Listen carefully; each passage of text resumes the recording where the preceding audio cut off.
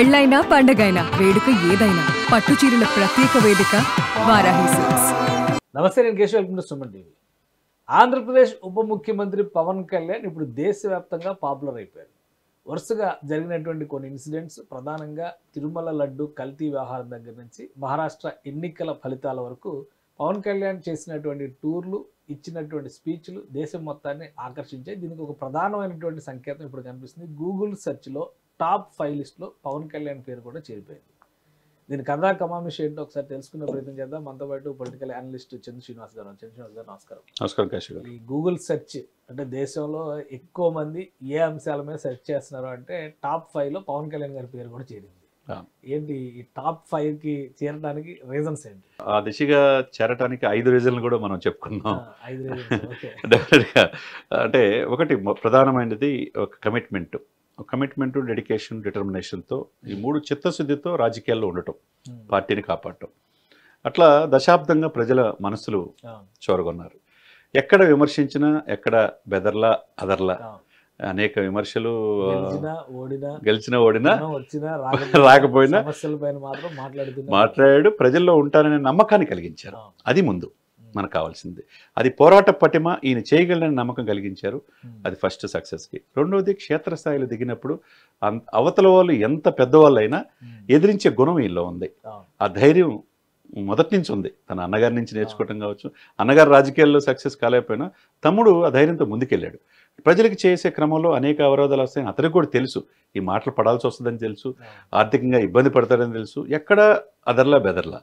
ఆ point of view క్షేత్రస్థాయిలో వెళ్ళే క్రమంలో జగన్మోహన్ రెడ్డి అనే వ్యక్తిని బలంగా ఎదుర్కొన్నాడు. ఆ ఎదుర్కోవటంలో జాతీయ స్థాయిలో ఒక నాయకుడు అయిపోయాడు. అంటే మళ్ళా 25 సంవత్సరాల రాజకీయాల్లో మేమే ఉంటాం అనే పరిస్థితి నుంచి 175 సీట్ల నుంచి చెప్పి 11 సీట్లకి పరిమితం చేయటం అనేది ఏ నాయకుడు గతంలో చేయలేదు. నేను అదపాతనం తొక్కపోతే 100% రిజల్ట్తో అలా దేశవ్యాప్తంగా ఒక చర్చనీయాంశంగా పవన్ కళ్యాణ్ రాజకీయాలు, సమకాలీన రాజకీయాల్లో ఉన్నాడు. మూడోది, ఈ జత కట్టడంలో అసలుకి అధికారంలో వస్తుందా లేదనే పరిస్థితి నుంచి ప్రభుత్వ వ్యతిరేక ఓటుని క్యాష్ చేసుకున్న క్రమంలో అటు బీజేపీ పెద్దలను నొప్పించాడు, ఇటు చంద్రబాబు నాయుడు గారు నొప్పించి తనకు తాను తగ్గి 21 సీట్లకి పరిమితం అయిపోయి 100% స్ట్రైక్ రేట్తో అక్కడ ఒక్కసారిగా 2 ఎంపీ సీట్లు, 2 ఎంపీ సీట్లు కూడా కలిసి జాతీయ స్థాయిలో ఒక పార్టీ ఈ విధంగా ఎమర్జ్ అయ్యింది. ఒక ఎమ్మెల్సీ సీట్ కూడా యాడ్ అయింది. ఎమ్మెల్సీ అది ఎడిషన్గా యాడ్ అయింది. రాజ్యసభ కోల్పోతే ఎమ్మెల్సీ యాడ్ అయింది. ఆ విధంగా 3 ఎక్కడ తగ్గాలో నేర్చుకున్నాడు, సక్సెస్ అయ్యాడు. ఇతర రాష్ట్రాలు కూడా ఈ పార్టీ ఎంత దశాబ్దంలో ఎంత ఎమర్జ్ అయింది అనేది అందరూ. 4వది అంశం మీరు చెప్పిన హిందూ సనాతన పరిరక్షణ బోర్డు. అది మీరు అన్నట్టు 11 రోజులు ప్రాయశ్చిత్త దీక్ష అతను ఎవరూ చెప్పింది కాదు, అతను వచ్చింది. ఆ భావంతో ఈ వసుదైక కుటుంబంలాగా ఉన్న భారతదేశంలో 100 కోట్ల మంది ప్రతినిధిగా ఎవరో ఒకళ్ళు ప్రశ్నించాలి కదా, నేనున్నాననే ఆ భరోసా కలిగించి 11 రోజులు ప్రాయశ్చిత్త దీక్ష చేపట్టి కాలినడకన వెళ్ళి ఆ లడ్డు ద్వారా ప్రపంచ దృష్టిని ఆకర్షించాడు. అదేవిధంగా ముఖ్యంగా నార్త్ ఇండియాలో, సౌతే కాకుండా నార్త్ కూడా ఈశాన్య రాష్ట్రాలతో సహా మిగతా రాష్ట్రాలకు ఎమర్జ్ అవటంలో ఇదే కారణం. కాబట్టి ఈ పవన్ ఎవరు అనేది ఈ సెర్చ్ చేసే క్రమంలో ఇటు సౌత్ ఇండియన్తో పాటు దేశవ్యాప్తంగా once upon a time Keshav గారు మీకు కూడా తెలుసు, మోదీ గారిని కూడా ట్విట్టర్లో దాటిపోయాడు. అంటే ఏంటి, ఒక సమకాలీన రాజకీయాల్లో స్థిరమైన అభిప్రాయాలతో ఈ దేశం కోసం పాటుపడుతున్న నాయకుల్లో ఒకరిగా ఎమర్జ్ అవటం. కాబట్టి ఆ సనాతన సంప్రదాయం కూడా ఎత్తుకున్నాడు. తర్వాత సనాతన సంప్రదాయం ఎత్తుకోవటమే కాకుండా మీరు చెప్పినట్టు ఎక్కడికి వెళ్ళినా, ఈయన తమిళనాడు వెళ్ళినా గెలిపించుకోగలం అనే నమ్మకం వచ్చింది. అదేవిధంగా మహారాష్ట్ర వెళ్ళినప్పుడు 100% స్ట్రైక్ రేట్ అక్కడ కనపడింది, హర్యానాలో అలానే కనపడింది. నెక్స్ట్ బీజేపీ పెద్దలు పిలిచి 7 మంత్రులు, ఒక ఉపరాష్ట్రపతి, ప్రధానమంత్రి 2 రోజులు అపాయింట్మెంట్ ఇటువంటి గతంలో ఎవరికి జరగల. కాబట్టి జాతీయ స్థాయిలో ఈయన ఒక ట్రబుల్ షూటరు ఈ ఎన్డీఏకి. కాబట్టి ఈయన ఎక్కడ పెట్టినా మనం రిజల్ట్ వస్తుంది అనేది నమ్మకాన్ని ఢిల్లీ పెద్దలను కూడా ఇది చేయబట్టి. కాబట్టి ఎవరు ఈ యొక్క పవన్ అనేది మీరు అన్నట్టు సెట్ చేసే Delhi tour, Maharashtra elections, Delhi tour తర్వాత దేశవ్యాప్తంగా పవన్ కళ్యాణ్ గురించి చదవాలని ఆకాంక్ష కలిగింది. ఇకపోతే సీజ్ ద షిప్ అనేదానికి 5వ ప్రధాన కారణం. దానితో అసలుకి గతంలో ఏ ముఖ్యమంత్రులు, ఏ ప్రధానమంత్రులు చేయనిదే టచ్ చేశాడు. ఎందుకంటే మన తీర ప్రాంతం మనకి సహజ వనరులు చాలా కీలకమైనవి సార్. ఆ తీర ప్రాంతం గుజరాత్ తర్వాత 975 కిలోమీటర్ తీర ప్రాంతం ఉండి గత ప్రభుత్వాలు నిర్లక్ష్యం చేసినప్పుడు ఈ పోర్టులు నిర్వహణ, అసలు ఈ పోర్టులు ఎవరు నిర్వహిస్తారో కూడా చాలా మందికి, ఈ 5 కోట్ల మందిలో దాదాపు 4.5 కోట్ల మంది తెలియదు. 1999లో కేవీ రావు ఉన్నాడా, తర్వాత 20 సంవత్సరాలు ఏం చేశాడు, ఇది ఎప్పుడు ఎవరి చేతులు విక్రాంత్ రెడ్డికి వెళ్ళింది, అరవింద్ రియాలిటీ వాళ్ళు ఎప్పుడు టేక్ ఓవర్ చేశారో, ఎప్పుడు ఎవరు కదిపితే తెలిసింది, పోర్ట్ అని మాత్రమే తెలుసు, తెలియదు. ఆ కాకినాడ సీజ్ ద షిప్ అనేదికి ఒక్కసారిగా దేశమే కాకుండా ప్రపంచవ్యాప్తంగా ఆకర్షించారు. ఎవరు ఇంత డేర్ చేయరు. 9 నాటికల్ మైల్స్లో వెళ్ళి ప్రాణాలు సైతం పనంగా పెట్టి షీజ్ చేయటం, కలెక్టర్లు మిగతా అధికారులు కూడా ఒక్కసారిగా ఎవరి పవన్ అనేది ఇక ప్రపంచవ్యాప్తంగా వెళ్ళిపోయింది. అది సీజ్ ద షిప్ అనేది పీక్ స్టేజ్, పీక్ స్టేజ్.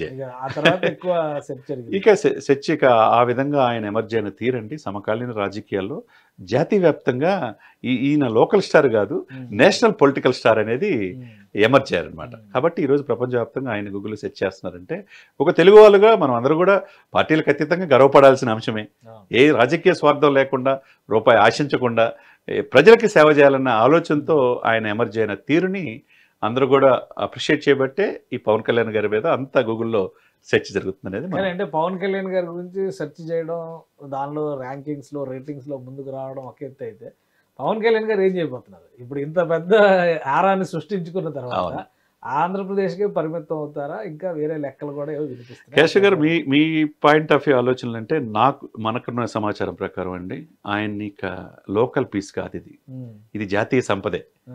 జాతీయ వ్యాప్తంగా, దేశవ్యాప్తంగా ఇతను నేషనల్ పొలిటికల్ స్టార్గా అవతరించేశాడు అంతే. ఈయన ముఖ్యమంత్రి ఇవన్నీ కూడా కాదు ఇక్కడ.